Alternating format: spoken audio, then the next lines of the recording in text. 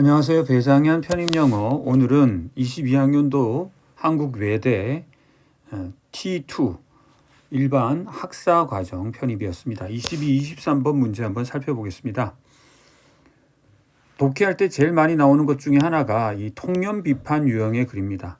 이 통념 비판이라는 것은 통념이라는 것은 이제 일반 사회에 널리 퍼져 있지만 중요한 건 잘못된 생각입니다. 잘못된 생각. 그리고 이런 글들은 보통 통념을 소개를 하죠. 통념을 먼저 소개를 한 다음에, 즉 일반 사회에 널리 퍼져 있지만 잘못된 생각을 소개하고 그것을 비판합니다. 잘못되어 있는 점을 조목조목 지적하고 그 다음에 정견, 올바른 견해를, 즉 통념과 반대되는 정견을 소개하는 그런 방식의 전개를 보이죠.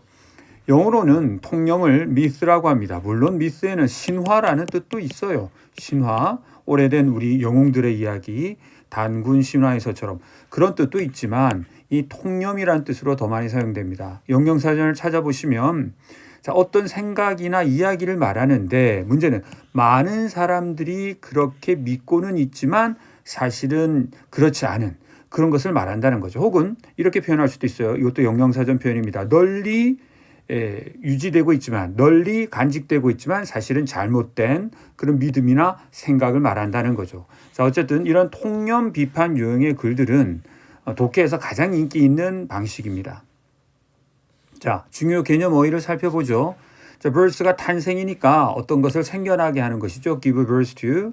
자, counterproductive라고 하는 것은 이 counter라고 하는 이 접두사 부분이 반대되는 이라는 뜻입니다. 그러니까 원래 당신이 you want to happen, 일어나게 하고 싶었던 그러한 일들을 오히려 덜 일어나게 만들어 버리는, 그러니까 당신의 의도와는 반대되는 혹은 역효과를 낳는 것을 counterproductive라고 해요.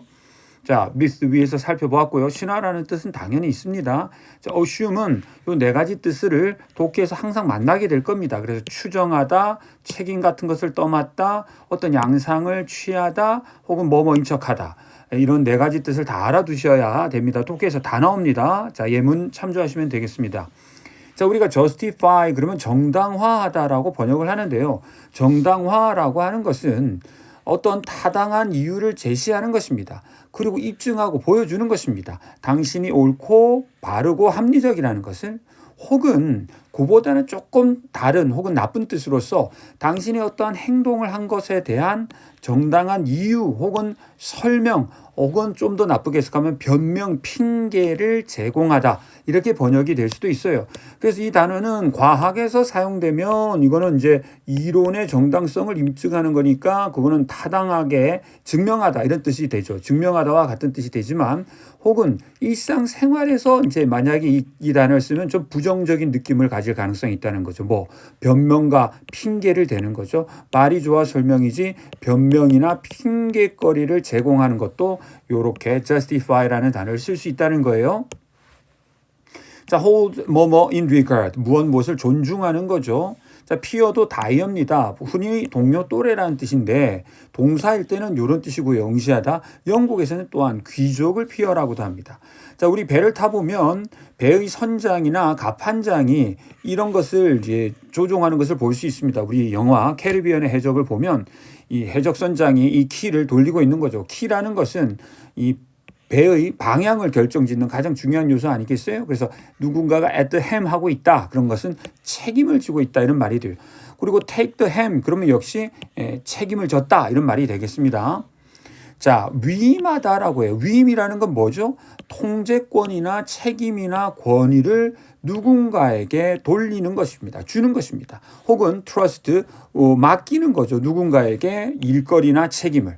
그래서 위임이라는 것은 원래 누군가가 가지고 있는 어떤 책임이나 권위를 다른 누군가에게 주는 것을 위임이라고 합니다.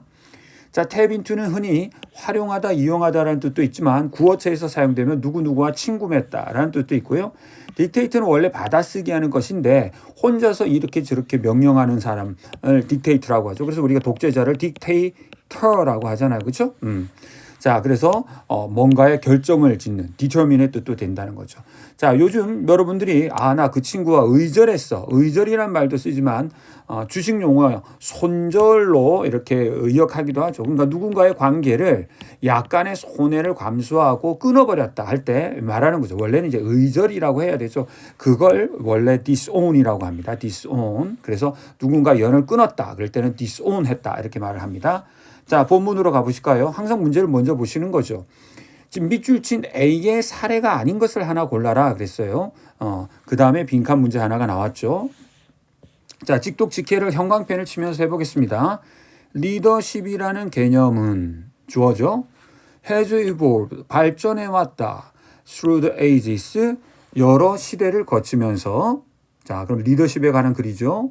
그리고 이러한 진화와 발전은 has given birth to, 아까 맞죠? 탄생시켰다. 많은 역효과를 낳는 부정적인 이론과 통념을 낳았다. 그러니까 리더십이 하도 중요하다 보니까 그 과정에서 오히려 리더십 발전을 저해하는 이론들도 나왔다는 거죠. 그러니까 원래는 이 카운트 프로덕티브라는 단어는 앞서서 살펴봤지만 원래 의도와는 다르게 원래는 리더십을 발전시키기 위해 나온 이론인데 오히려 리더십 발전을 저해하는 결과를 낳았다. 이 말이 되겠죠. 자, 그러면 통념 비판 유형의 글이니까 통념이 소개되겠네요. 자, 어떤 사람들에게는 리더십이라는 것이 책임을 떠맡는 것을 의미한다. 아까 어슈움의 두 번째 뜻입니다. 책임을 떠맡는 것을 의미한다. 모든 것에 책임을 떠맡는 것이다. 어디 직장에서. 그러한 지도자는 compare to 책임감을 느낀다. compare to는 뭐뭐 하지 않은 코는 못 빼긴다. 뭐뭐 해야만 한다고 느끼다. 이런 말이죠. 모든 것을 직접 처리해야 한다고 느낀다. since, 왜냐하면 그들은 느끼기 때문이다. 그들이 훌륭한 지도자가 아니라고 느끼기 때문이다. otherwise, 그렇지 않으면. 이때 그렇지 않으면 뭘 말하는 거예요? 그렇죠. 모든 것들에 대한 책임을 떠맡지 않으면 이라는 말입니다. 모든 것들에 대한 책임을 내가 떠맡지 않으면 자신은 훌륭한 지도자가 아니라고 생각하기 때문에 모든 것을 책임을 떠맡으려고 한다는 겁니다. 죄송합니다. 그럼 이러한 모든 것을 책임지는 것이 올바른 리더라고 믿는 것은 뭐예요? 역효과를 낳는 생각이라는 거죠. 자, 두 번째, 또 다른 사람들은 어떤 통념을 가지고 있죠? since 뭐뭐이기 때문에 자기가 리더의 자리에 있기 때문에 그들이 증명해야 한다. over and over, 거듭 반복하여 증명해야 한다고 보는 거죠. 무엇이? 난 똑똑해. 너희들 모두보다 내가 더 똑똑해. 라고 하는 걸 증명해야 된다고 생각한다는 거죠. 그리하여 그들의 존재를 at the helm of, 그들이 책임자의 팀이나 조직의 책임자의 자리에 있는 그 자신들의 존재를 정당화시켜야 한다고 믿는다는 거죠.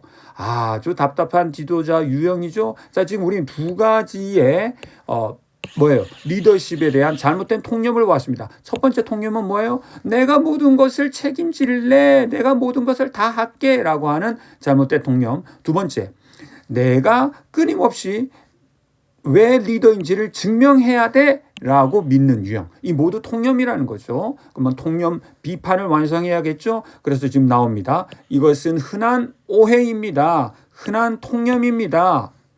리더십에 관한.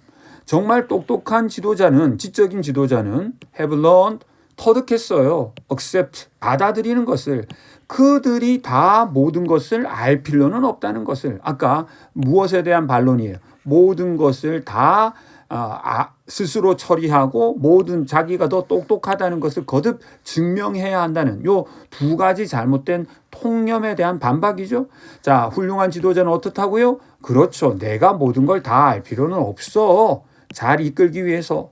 자, 리더십 코칭. 그래서 리더십을 가르치는 수업은 high regard, 뭘 존중해요? 어떤 기술을 존중하느냐 하면 such as, 예를 들어서 어떤 능력을 존중해요. 그러면 반대말이 들어가야죠. 모든 일을 내가 처리해야 돼의 반대말이 뭐예요?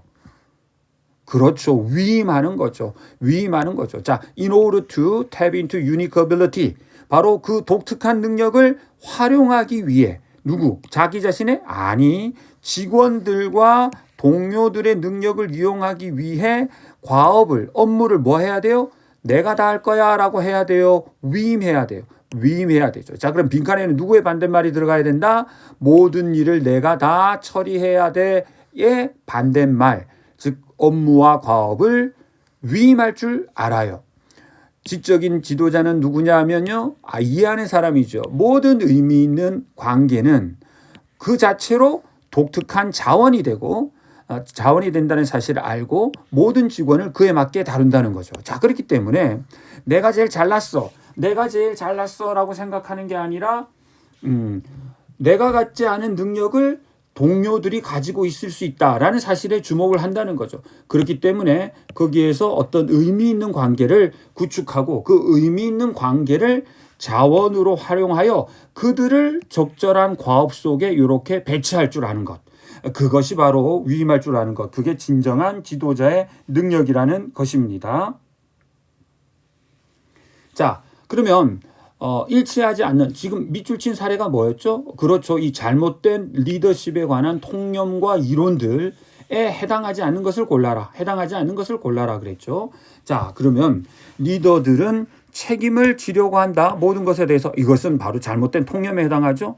그 다음에 리더가 모든 일을 직접 하려고 한다. 이것도 잘못된 리더십에 대한 통념이죠. 리더들은 자기가 다른 사람보다 똑똑하다고 생각한다. 잘못된 통념인데 2번 아까 뭐라 그랬어요? 여기 모든 의미 있는 관계가 자원이 된다 그랬죠. 그렇기 때문에 훌륭한 리더는 의미 있는 관계를 value, 소중히 여깁니다. 자, 빈칸에는 아까 뭐였겠어요? 모든 일을 스스로 한다. 모든 일을 내가 다 책임지고 내가 다 하려고 한다의 반대말. 뭐예요? 그렇죠. 업무와 과업을 위임할 줄 안다. 자, 아까 위임의 뜻이 뭔지 사전에서 아까 살펴보았죠. 다른 사람들에게 책임과 권위를 넘겨주는 것을 말했어요. 아까 영영사전 참조해 보세요. 다른 사람에게 그렇죠. 어떤 책임이나 아니면 권위를 넘겨주는 거예요.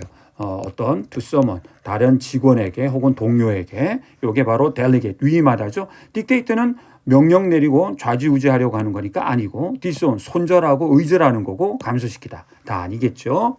자, 오늘은 22외대 문제를 살펴보았습니다. 오늘 핵심 개념 바로 이 통념 비판 유형의 글, 통념 비판 유형의 글에 대해서 여러분들이 유념하시면 좋겠습니다. 오늘은 여기까지 하겠습니다. 감사합니다.